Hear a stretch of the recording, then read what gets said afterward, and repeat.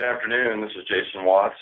Let me apologize for a couple things. First off, my voice is waning, so I will not be talking most of the time. I'm going to hand it over to Eric and Pete to discuss. Second, let me apologize for not being able to come out to the districts and talk to you all local. And we're going to follow this up with phone calls to each of you to make sure that you're prepared for the audit. Our goal has always been to have face-to-face instruction and discussions about the upcoming audit. The hurricane put a little damper on that, so we thought it best just to go through some kind of high-level do's and don'ts and why we do the audit and what happens, especially given there are several people that are outside of the environmental functional area that now find themselves as part of the audit. So, Pete, why are we here? So let me talk about the audit for just a minute. For those of you that don't know, and again, I noticed that on the list there are people that are from finance and there's people from other areas of the department that normally don't deal with this. But a couple of years ago, in December of 2016, the department took on NEPA assignment from the federal government. The short version is, whereas in the past, we would get environmental documents reviewed by FHWA, and they would take on all responsibilities for that. Now we do that internally. So documents from the districts come up here, and we review them and sign them, and then they don't go to FHWA. What that did, though, is it opened us up to a statute that allows the FHWA to come in and audit us once a year for the first 4 years of NEPA assignment. Every year, they come in, they talk to us, and they write a report, and it goes in the Federal Register. We usually get a list, and this year we got it quite early, so I'm going to thanks to Pete and thanks to Eric for the work they did to get us the list early of the people that FHWA wanted to interview. Pete will get that a little bit more, but that's why we're here. We're here to talk about what can be expected in that audit, what questions they're going to ask you, and how to answer them. So let me say a couple things, and then I'm going to stop talking because I literally have lost my voice. There's some underlying rules that you should follow in your head when you're doing this. First, this is not really an opportunity to gripe about the department. This is not the time to go into FHWA and say, I wish I had a bigger cubicle or I wish I had more money. Those are things that we handle internally in the department. This is your time to show how well of a job the department does to FHWA. Our goal here should be to emphasize how good things are and how well we do. Now, I'm not saying lie. If you have an issue, tell them what the issue is. I just hope that if you had an issue with something that we're doing, that you brought it up to your management, you brought it up, you've called me, you've called Pete, you've called other people, and you've tried to take care of it. Our goal here should be positive. We have done really well over the past couple of years with that idea of a positive audit, and we're going to talk about that here real quick. So, Pete. Here's what we're doing. We're going to talk about what happens now. We're going to talk about what happens during your audit interview, the interview week. We're going to talk about what happens after the audit interview week. We're going to talk about how you prepare for your interview, and then we'll give you a closing. If you have any questions, just type them in, and we'll see them, or at the end, we'll open it up if anybody wants to ask questions. Excuse me. If you have any follow-up questions after this, feel free to reach out to me or Pete or Eric or anyone else in your management and ask those questions. Please filter them up. I'd rather you ask a question you might think is not important. Let's just get it on the table and ask the question early. So 3 years of the audit. So basically what's happened is they have looked at different topics in each of the 3 years that they've audited us. So far, we've only got 2 audits that are live. Those are 17 and 18. And as you see on the screen, those are the things they focused on, and those are the things that they found. So in year 1, they found 13 successful practices. They had 3 things they wanted to comment on. We call those observations. Those are things that we're not necessarily doing wrong, but they would like to see us do it a little different. And they found 1 non-compliance. And the non-compliance was basically a few projects that they looked at didn't have some of the documentation they expected to find. In year 2, we just finished this up. It actually is still live in the Federal Register right now, open for public comment. They found 16 successful practices. Again, they had 2 observations and again, 1 non-compliance issue on documentation. It's the same one from 17. Again, they had a few projects that we were missing a couple of documents that they thought were important. We could argue about whether they're important or not, but that's the findings. This year, we already know what the focus topics are going to be, and the two important ones there, why you see different people on the call, or the three important ones, are funding authorization, interchange access request policy, and emergency repairs, all of which overlap and deal with the environmental review process on projects, but aren't specifically environmental review processes. But because of the way the MOU for our NEPA assignment is written, these are things that they're allowed to look at and they intend to look at this year. So the 2018 audit, the one that we've most recently had, this says draft. It's been placed into the Federal Register for public comment. It'll be final here, let's just say within a month or two. It'll be final. This is where we end up. So the beginning part of that is very important, because when we get done with audit week, we have a sit down with FHWA and they tell us all the things that they found out. So when that happened last year, they found 11 successful practices, 1 observation, and they at that time had 4 things that they considered to be non-compliance observations. We spent the next 7-8 months talking to FHWA, talking to Washington, really trying to see their point of view and have them see our point of view. And the final draft that went into the Federal Register, we upped the number of successful practices to 16. The number of observations went to 2 from 1, but the non-compliance observations went from 4 to 1, and the 1 is the same from the previous year. And honestly, the amount of work that Florida does, you're always going to be able to find a file that didn't have 1 or 2 documents. It's just going to happen. So I'm very proud of the districts for the work that they've done to get to this year's audit report. I think we've done an amazing job. So this is the other thing, 16 successful practices, and I'll tell everybody on the phone, the conversations we've had with FHWA, it's many more than 16. What they've done is they try to look at just the things that they want to talk about. So they ended up with 16. I guarantee they had 20, 25 successful practices that they talked about. We do an excellent job in Florida. We travel around all over the country and we talk to other states, me and Pete and some of the other managers. We talk to other states about how well we do in Florida, and other states look at us as the leaders when it comes to environmental reviews. We do an excellent job. I say that because, as I said in the beginning, this should be our opportunity to talk about how well we do. If you have issues, please let me know. Please let Pete know. Please let the administrators know. Please let your PMO people in the districts know. But this is not the time. This should not be the time to go gripe to FHWA about something that you want to see change. That being said, everybody has done a great job. Everybody continues to be a great job. I am very proud of all the work that the districts do to make sure that our NEPA assignment stays true. This is how we do it. We keep doing well in the audits. But at this point, I'm going to turn it over to Eric, who's going to talk about our 2019 self-assessment. Okay, thanks, Jason. Appreciate it. So I'm going to go quickly over the 2019 self-assessment. That's the one that we just recently finished. We completed it in August, August 23rd, and we sent that out to you. The first thing is just to briefly cover the target topics. Every year we select target topics, and that's a process where we actually start with OEM staff and pull different people in. So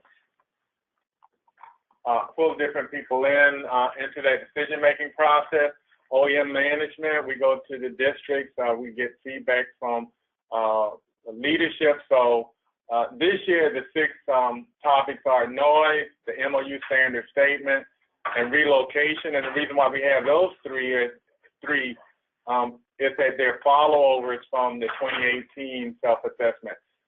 Those were the 3 where we had non-compliant findings in 2018, and we have to follow up in the following self-assessment, which would be this year's self-assessment of 2019. The other 3 topics are interchange access request policy, public involvement, and socio-cultural evaluation.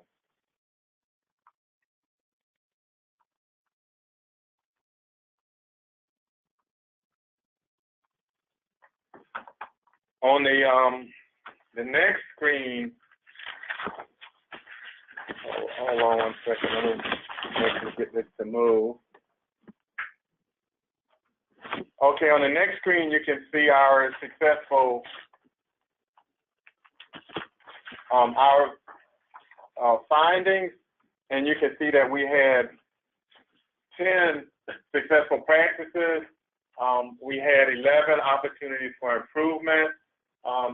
Those successful practices covered any number of things, from effective documentation, public engagement, and then for the opportunities for improvement, they covered a number of things from conducting and documenting public hearings, uploading documents to SWEP, and the quality of documentation.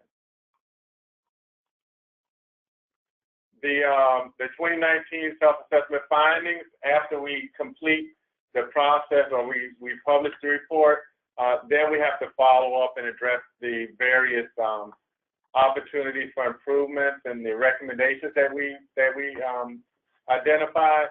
So we are in the process of developing an action plan to address those. We actually monitor all of our recommendations until they all are implemented. So we're going to start that process very shortly. We do a lessons learned. We provide statewide guidance. There may be possible policy and procedure revisions to the PD&E manual. As you all know, that's an annual process. This year we completed it in January of 2019, and we're going to be gearing up and following through with a similar process in 2020. And then, of course, there's a statewide meeting that we're having now with you all to review the self-assessment report findings and then the recommendations, which Pete will touch on in just a few minutes. The next part that we're going to cover is the PAIR, which is the preliminary audit information request. The 2019 PAIR was quite a bit shorter than previous PAIRs from Federal Highway. This year we had a total of 20 questions, and we've had as many as 30, 40, and 50 questions plus, because a lot of the questions had multiple parts. So this year it was a lot more succinct. They always organize the PAIR into the basic program elements, and that's pretty much how they organize their entire audit. And the elements, just as a refresher, are program management, documentation, the QA/QC, legal sufficiency, training, and performance measures. The audit will be organized into these elements. The PAIR, they came up with some focus areas in the PAIR that we latched on to. Those included emergency relief, permanent repair projects, public involvement, interchange access request, policy, and concurrence with USWF, USACOE, and USCG, and the use of Endangered Species Act keys and Florida Department of Transportation as Endangered Species Act lead agency. And you can see from those focus areas, we also have covered in the self-assessment, we've covered a couple of those as well. So just to kind of know specifically interchange access requests, public involvement. So we do look at kind of where they're going and the feedback that we get from you all to kind of be in sync. The project file review, just quickly to touch on that. As you know, every year they do a project file review. And this year they started May 1st. They basically start about the same time each year. And they're looking at the files as we have communicated for the review period, which is May 1st, 2018 to April 30th, 2019. We actually provided them, they actually provided comments to us on July 22nd, and we've already responded to them for the file review project comments. The common themes that came out of the project file reviews were environmental documentation, as you would expect, project funding authorizations, interchange access requests, and emergency repairs. And the questions that they gave to us were organized into those four groupings. again, we have responded to all of those. We do like to touch on the MOU performance measures. Some of you may not have a need to have that upfront in terms of current focus, but you all are aware of them, and we just want to kind of refresh your memory a little bit. These are in the MOU. And you can see A, compliance with NEPA and federal highway regulations on federal environmental statutes and regulations. The second one is QA/QC for NEPA decisions. We do have metrics that we actually have developed that are our way to track and monitor these measures. And it's the metric that we have in SWEP and that we're constantly monitoring, and we actually look at on a regular basis. And if there's a need for any follow-up, we are in a position, management here decides what they want to do and what steps to take to follow up on performance. On the next page, we have C and D. C is relationship with agencies and the general public. And we actually have developed on our ETDM survey 2 questions that address this specifically. So we do it, and we actually look at that data every year. In the off years, we just do the 2 questions, and then in the ETDM, which is a 2-year survey, that's part of the big survey. But you all, basically, the agencies get this every single year so that we can have this data for the measures. And then the last one is the increased efficiency, that section D. And Pete has some good news to share about that last measure in terms of the timeliness of our NEPA decision. Okay, thanks, Eric. So a couple of things. We did get some feedback from you guys that for whatever reason in the very beginning, you guys weren't seeing our screen. So sadly, we were seeing our screen in here, but they were not.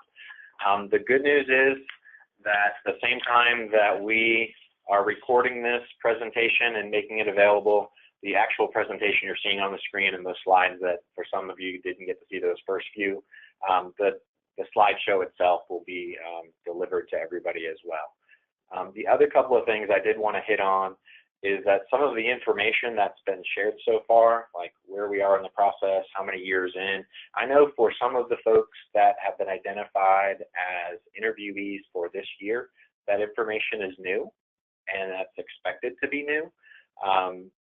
Really, when we get to it and we talk about what's your role and responsibility, the big thing is going to be, I guess, understanding why they're choosing your particular program and you as an individual to be a part of the audit interview process. And as we'll go through the rest of this presentation, just speak from your expertise. Talk about the things that you're familiar with and what your role and responsibility is. We just want everyone to kind of have sort of an understanding of, you know, we have NEPA assignment, we have an audit process. That audit process requires us to do other things like self-assessments and answer pre-audit information requests. There's lots of things that kind of come to us as a requirement of executing this MOU, and we want to make sure that everyone's aware. So for instance, on the last couple of slides where Eric was going through the performance measures, in the executed MOU between ourselves and FHWA, part of us executing that memorandum of understanding was the requirement to identify specific performance measures so that as we start off under NEPA assignment and serve as FHWA, we have a baseline and a gauge to be able to look at how are we as a state performing instead of FHWA in this particular role and responsibility. In earlier audits, that was kind of a question that they asked to folks. Were you aware that there are performance measures? Did you, what are they? They've asked previously, do you know that there's a QA/QC process for folks, and what does that process look like? I think if you're attending and you're from the environmental staff team, those are the types of questions you could easily get. I think if you're on the call because you're representing, the financial side or the emergency projects or the interchanges, then I would focus on the questions coming to you from that perspective. With that being said, let's jump onto the pre-audit. And one of the things that we have noticed, not just in our state, but other states, is there seems to be this continual or common question about what's everybody's roles. And so we wanted to take this opportunity just as a refresher to kind of discuss from a statewide perspective sort of what the different roles and responsibilities are, whether it's OEM providing oversight and policy direction and programmatic support. You've got ODC doing legal sufficiency reviews and legal review as requested. And of course, you've got, the districts being the implementation arm. You guys are the ones developing the projects, developing the actual documentation. It's OEM that, if it's a higher level document, that's completing that review and approval process for you. Just those types at a very high level, that we all have different pieces and parts, and depending on where you are, we all do slightly different things to kind of help us with the success of the overall process. As we talked about, it was mentioned by Jason, it was mentioned by Eric, and it was also quickly mentioned by me. Within our negotiated MOU and the executed MOU, there are actual requirements in the MOU, as well as the legislation that allowed us to enter into the MOU itself, that tells FHWA to come back and audit us once a year for the first 4 years and then move into monitoring. We are now entering into our 3rd year of the 4 years requirement to audits, and then we'll shift into the monitoring. So that's just kind of where we're at. I know you've now heard a couple of times. So the scope of the 2019 audit there for us this particular year was looking at environmental documentation. They seem to look at that every year, but they also decided to take a deep dive on funding authorizations. Really, I think a big focus was relative to funding authorizations, what we're seeing in the way of their questions. The things that they were looking at was for the funding authorizations, do they have a corresponding NEPA document to support the funding authorization? Are they both the same types? Was the NEPA completed before the funding authorization was approved, and is the documentation in the file? Fundamentally, that seems to be the several groups of what they're looking at relative to their system that they approved the funds versus SWEPT and our system in which we request the funds. I would expect the questions to kind of center around that. Interchange access request policy, the questions that we saw, and after this, we'll make sure that we share all of our responses.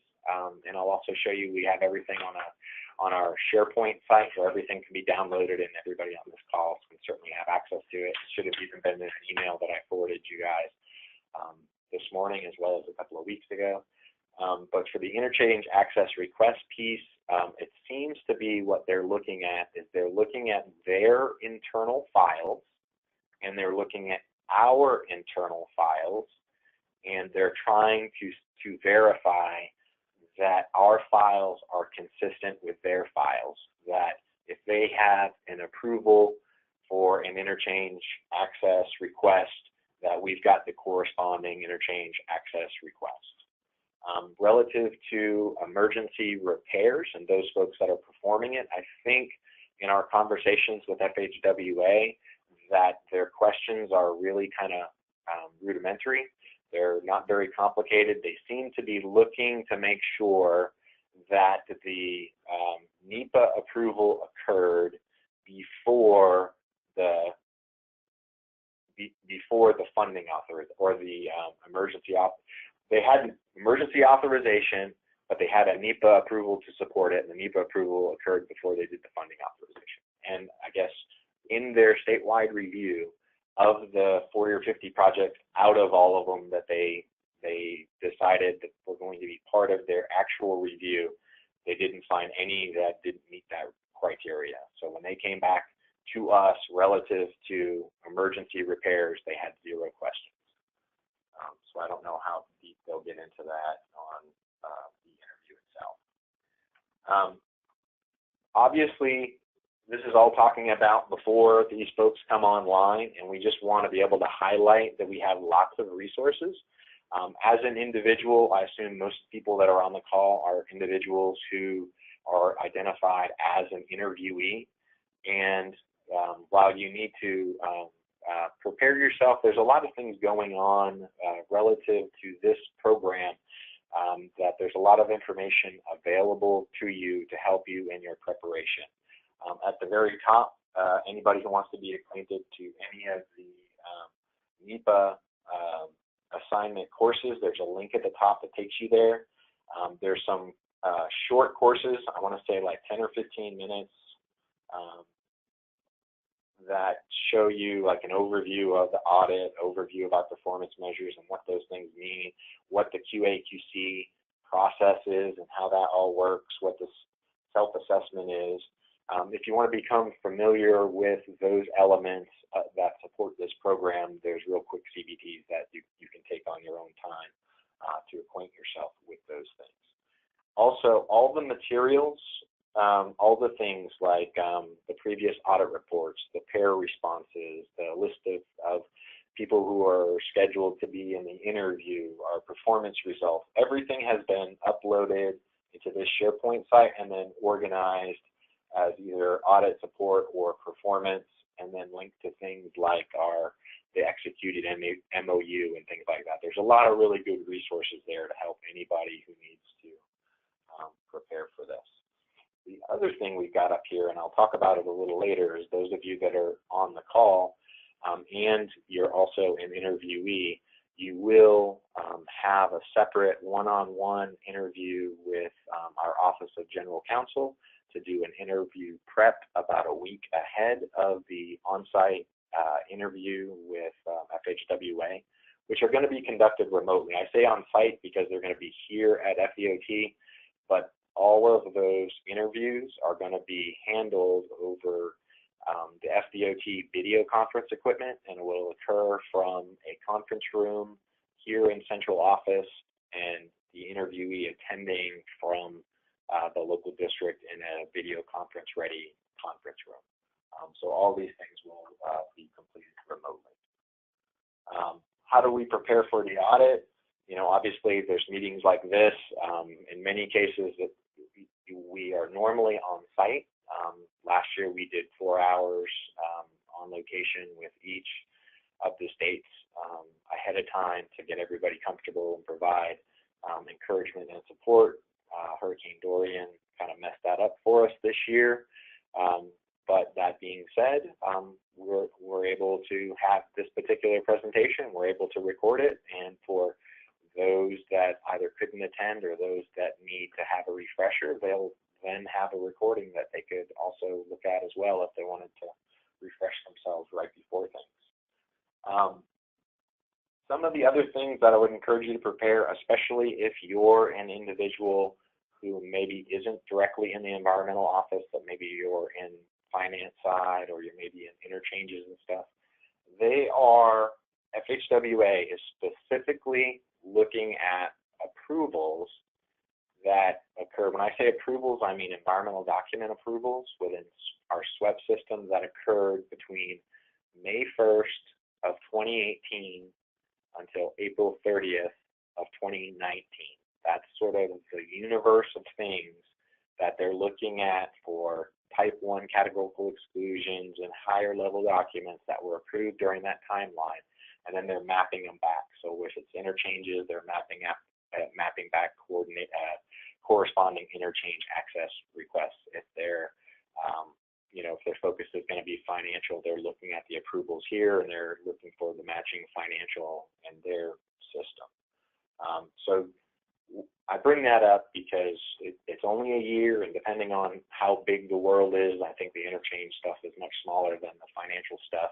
Just maybe acquaint yourself with the things that happen within those particular approvals timelines. Also, we've got that access to the SharePoint site. We will make sure that we provide you access to everything, but just sort of as a heads up when it comes in. So this is our SharePoint site. If you ever wanted to just download everything and not actually look at the site, you could just pull down the zip file. Otherwise, you can see previous questions that were asked and previous audits and interview questions, our our preliminary audit information requests, and our responses. A copy of this presentation is out here. What we know, this is a tool that we send out, and most of the folks on the call who are from the environmental office are aware of it, but maybe some of the folks attending or identified as an interviewee are not aware of it, is that this whole entire process is really kind of dependent on our coordination with FHWA, and we set up lots of coordination opportunities with our district counterparts on an every other week basis to kind of give them a status on when the audit's going to come, what their focus topics are, what, are we submitting the pair, how are they going to complete the interview itself, are they going to be on site, are they going to be doing it remotely? And what we've found is that FHWA kind of dribbles out the information a little bit at a time. So that being said, we started a document that we call What We Know, which is intended to be a snapshot of, as of this date, this is exactly what we know. And as we continue to move closer and closer to the actual audit itself, we continue to update it. And so the last one that we have with the most current information is just from last week on Wednesday.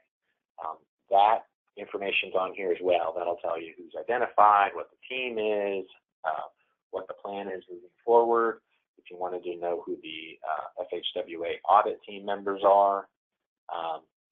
If you wanted to look at any of the support material, there's the MOU itself. There's our QA/QC approved plan. There's links to all of our various training that I had on that other list. There's previous self-assessment reports, previous audit reports. And then under performance management, you've got the performance reports that you could look at, the list of the various project approvals. So when I said, hey, why don't we focus on the approvals between May 1st of 2018 until April 30th of 2019, since when FHWA interview team shows up on site, that's going to be their focus. That information is right here under the project approvals report as well. And then Eric talked about the ETDM surveys, which is a way that we gauge our performance with our partners. That information is there, and then there's a section 106, which is sort of outside this arena, but it does support performance relative to that program. If you go up to the top one and curse over, you'll see the schedule for this year's audit. Oh, yeah, good call. So there was a button there, and this year's schedule is on here as well. Thanks, Eric. I appreciate that. Okay, so those that are interviewees, maybe start looking at some of that material, maybe look at that SharePoint site, maybe look at those project approvals.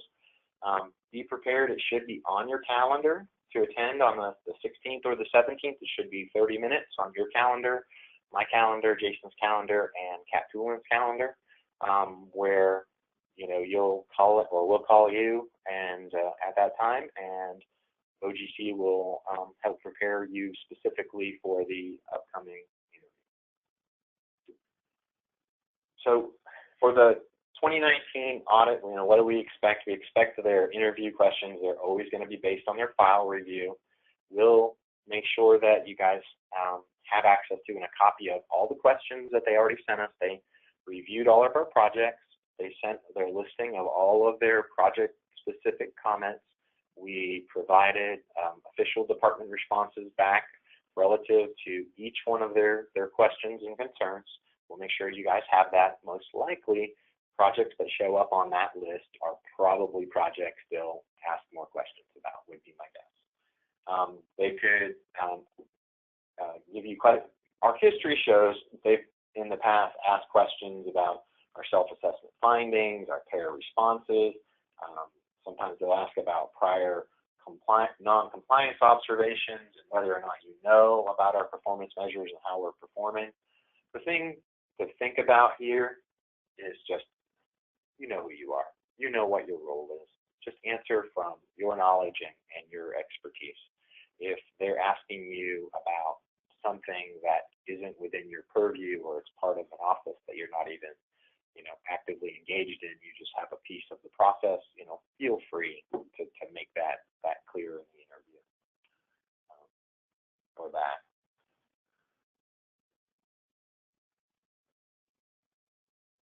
Some of the other items just for you to be aware of, and certainly if you're in the environmental staff and participating, recognize that they are looking at all those materials that we've provided them. They've been looking at our various manuals. They've been looking at the MOUs. They've been looking at our pair responses and our self-assessment reports. They have familiarized themselves with that information. For those that are not aware, so during the audit period this year, so their audit period covered from May 1st of 2018 until April 30th of 2019. On May 1st of 2019, one day after the audit period for this year ended, we provided a statewide training to the FHWA audit team members, and they have had access to the DOT system and the environmental document project files since May 1st of 2019. So they have familiarized themselves with our projects, with our documentation, with our decisions, who was a part of it and stuff. So just if you are part of the environmental team, I would definitely ask you to look at those things. We've been coordinating on all these things. One of the things that was really good that Jason gave us kind of credit for, so according to the executed MOU, FHWA is not required to give us a list of the interviewees until 2 weeks before they show up for their interviews. This year, and working with them as good partners trying to support this process, we were able to get that information actually 4 weeks ahead of when we would have not expected it, but we got it 4 weeks early instead of 2 weeks early. Honestly, anytime we can get it ahead of what the actual schedule is, we think is a benefit to everybody in the state, because as soon as we know, we try to make sure that you guys are all aware as well. During the audit, okay, so in that list, we just want to talk about, who the team members are. Some of you guys might be familiar with some of those team members.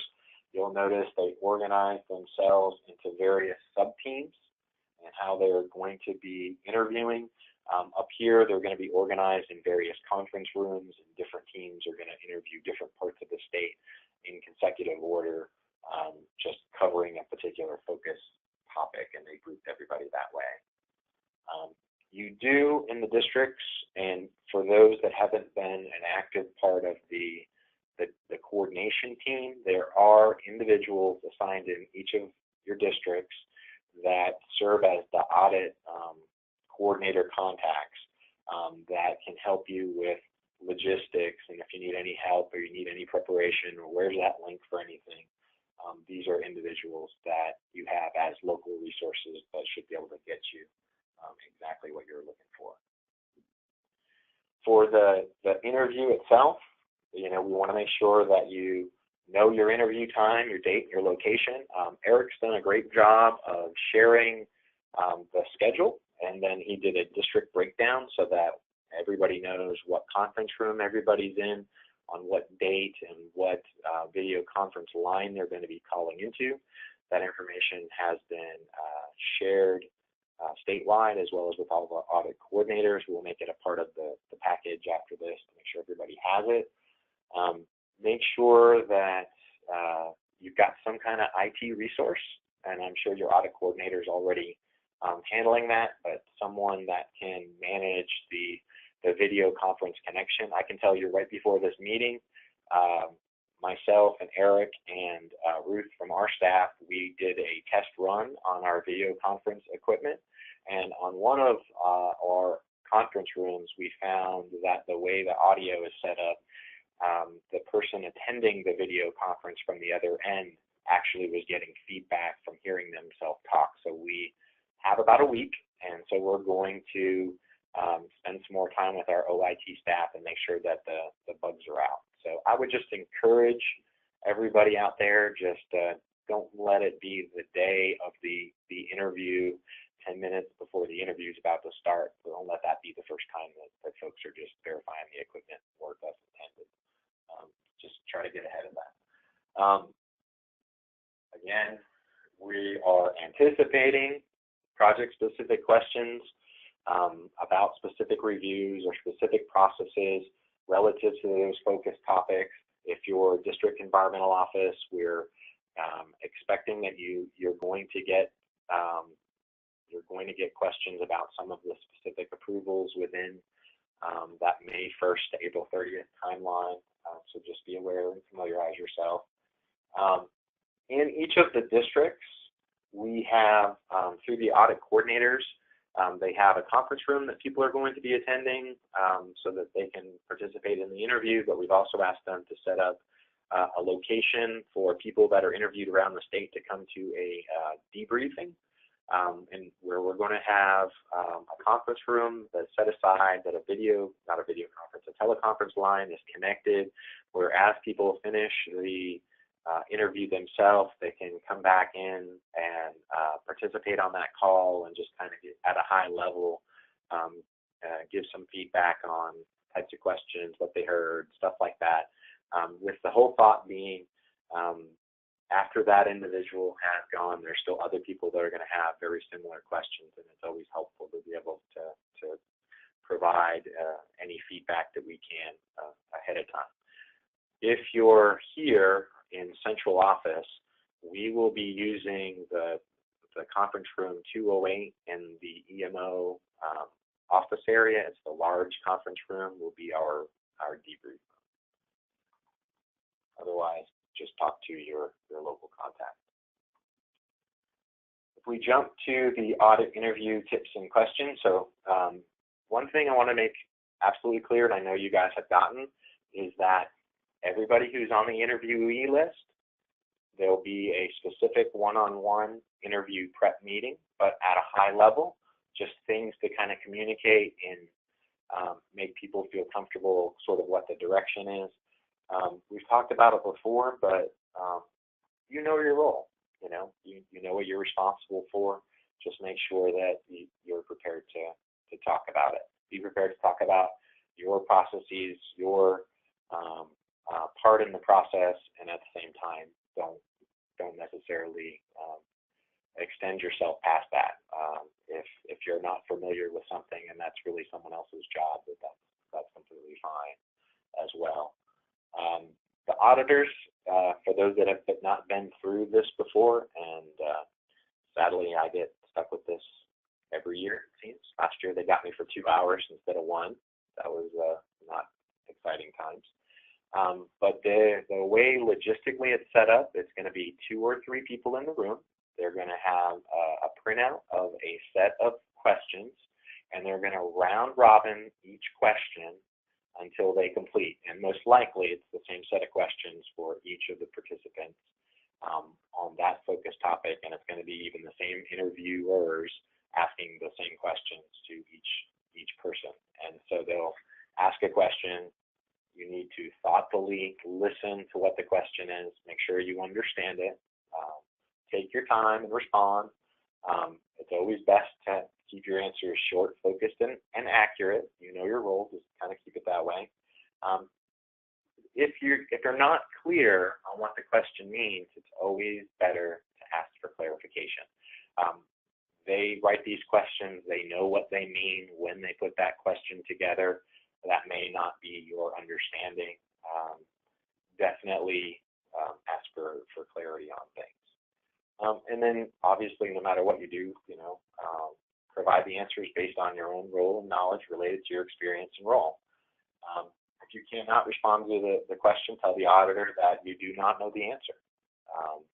Don't guess. Don't make stuff up. Don't say I think. Don't do any of that. Just think about you're the expert and answer that way. And if they ask for something outside your expertise, then respond that way.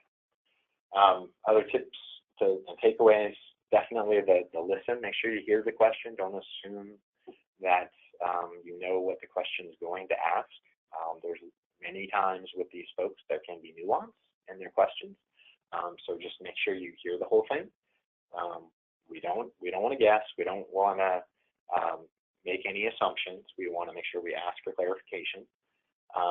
You want to thoughtfully consider the question and and provide a thoughtful response to their question from your role and responsibility. It's okay to say, I don't know. One of the bigger things that shows up on here is only answer the questions that's asked. They have a very specific question. This doesn't necessarily mean that you want to expand in ways that maybe the question didn't ask you to. Providing clarifications about your own answer, that makes 100% sense.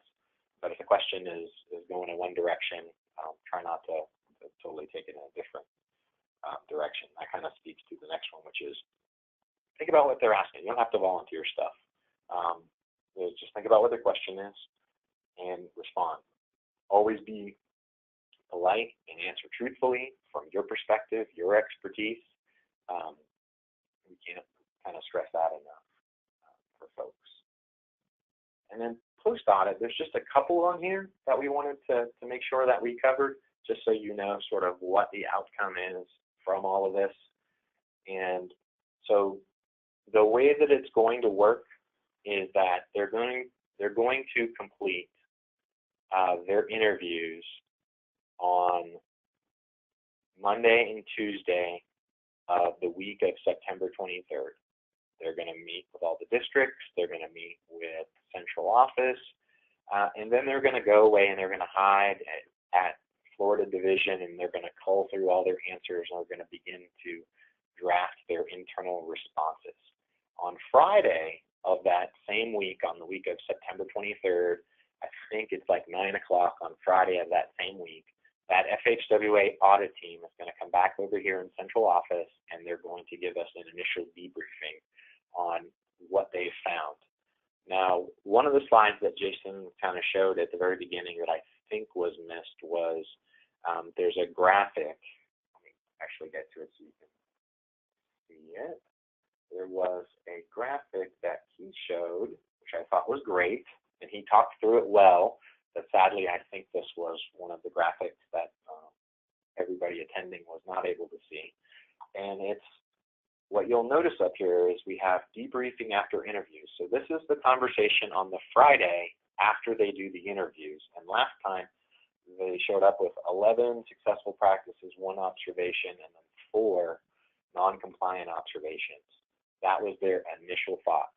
Then we spent a lot of time coordinating with them. And once it ended up in the pre-register and the draft that is now out there in the register, it turned into 16 successful practices, 2 observations, and 1 non-compliant observation. So that being said, in the post-audit, that's exactly what they're going to do with us. They're going to come in and give us a briefing at the end of the week. That'll be their first shot at telling us what they found. They'll then create an initial draft. They'll share that draft with us. They'll draft it up in a Word document. They'll share it for our response. We'll consider the responses and we'll provide feedback to them. They usually give us 30 days to complete that. There may be additional follow-up discussions. We may not understand what they meant. They may not understand what we meant. We may have some follow-up discussions to discuss the findings and resolve any issues. And then if they actually, work through the schedule as intended, by the end of the calendar year, by the end of 2019, they would expect the 2019 draft version of the 2019 FHWA audit to be published into the Federal Register for a 30-day public comment period. Now, interestingly enough, our 2018 report should have been out there last December. It's actually out there right now while we're having this conversation. But that also speaks to the amount of coordination we had between our agencies to really kind of get that report in a position where we all felt really good about it. Once it finishes the 30-day public comment period, then FHWA takes a period of time to resolve any comments. That could be quick, that could take a little bit of time, and then they'll publish the final report in the Federal Register. If there are any non-compliance observations, then as a department we have to respond with our corrective actions. And then, of course, moving forward into the next year, that becomes something that we would monitor. So that covers what we had for giving you guys an overview. This hopefully was very good for you guys. Hopefully we provided great information. We are intending to share the PowerPoint, the recording, the link to the SharePoint site. We're looking forward to the specific interviews with everyone. And I guess if anybody has any questions right now, if you type them into the chat, I will take a look.